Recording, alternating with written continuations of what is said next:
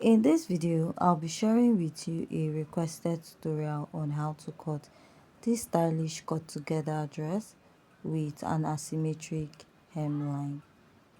So to start cutting this dress, I'll be cutting it in a miniature form. Then you need to cut your pattern on fold.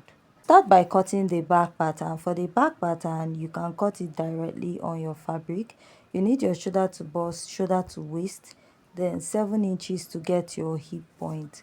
That's the measurement you need. Now after marking this, you need to outline as your bust line, your waistline, and also your hip point. Now here is the gown length.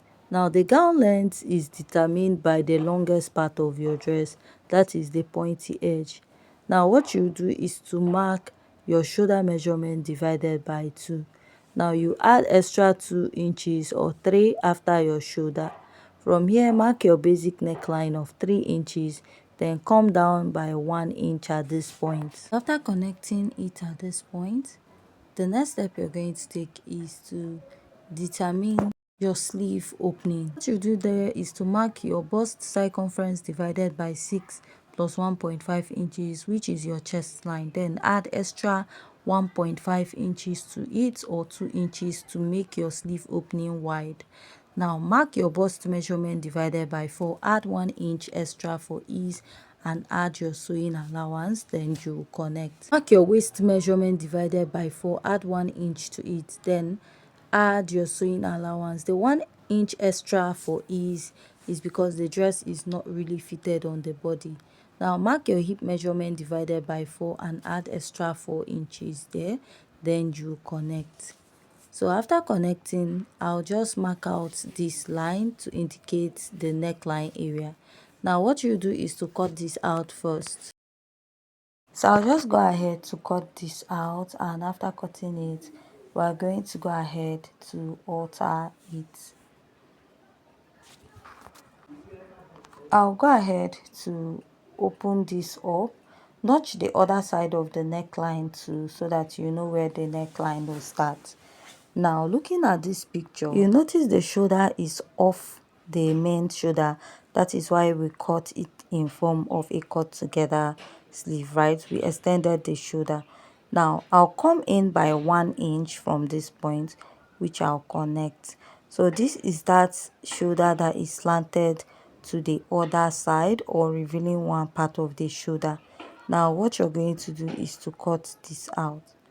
After cutting this out, so I feel the gown length I have here is a bit short to create the asymmetric hemline. What I'll do is I'll add an additional pattern paper underneath and I'll tape it down.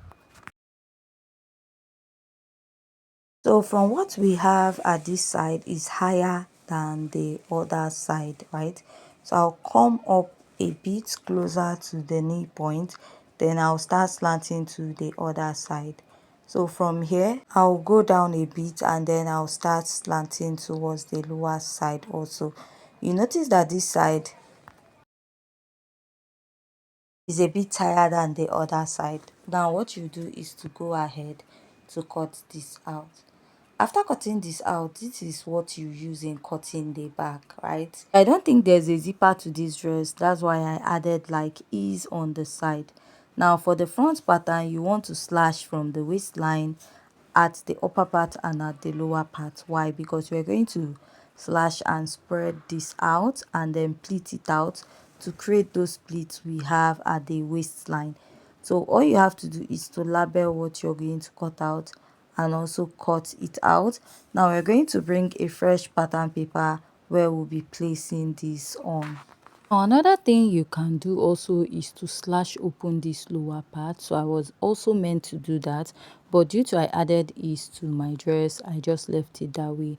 So you can slash this side, spread it out because of you're going to create a pleat going towards the lower part of the dress. So what I'll do is to place another pattern paper underneath it, then I will pin it down, then start tracing it out. Now for this part that you pinned out, you want to like give at least 1.5 to 2 inches spacing because we are going to pleat it out to create that pleat we have at the lower part of the dress.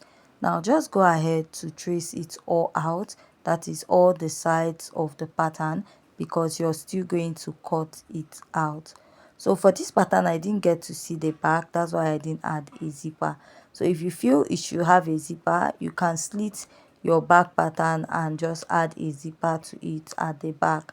So I added is so that you can easily wear the dress just in case if it doesn't have a zipper. Now after this, I'll unpin my pattern. Take note of that area that you have your slash and spread.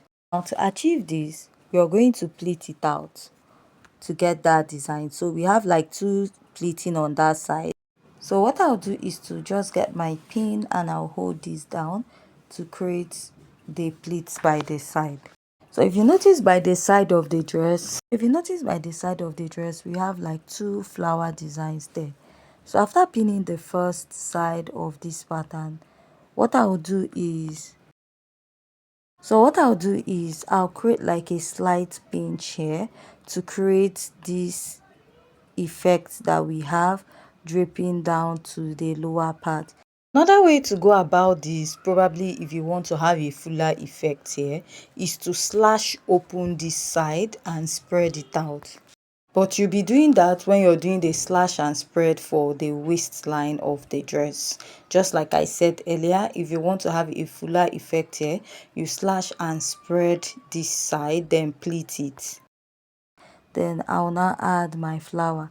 So this is why I added ease to my pattern, because I know that I'll pleat out this part a bit, right? So you can add 1 inch or 1.5 inches ease to yours, and then you now go ahead to attach this design by the waist. Now on the other side of the waistline, by the side, we have another flower. You just go ahead to pleat out that side and add that design to it.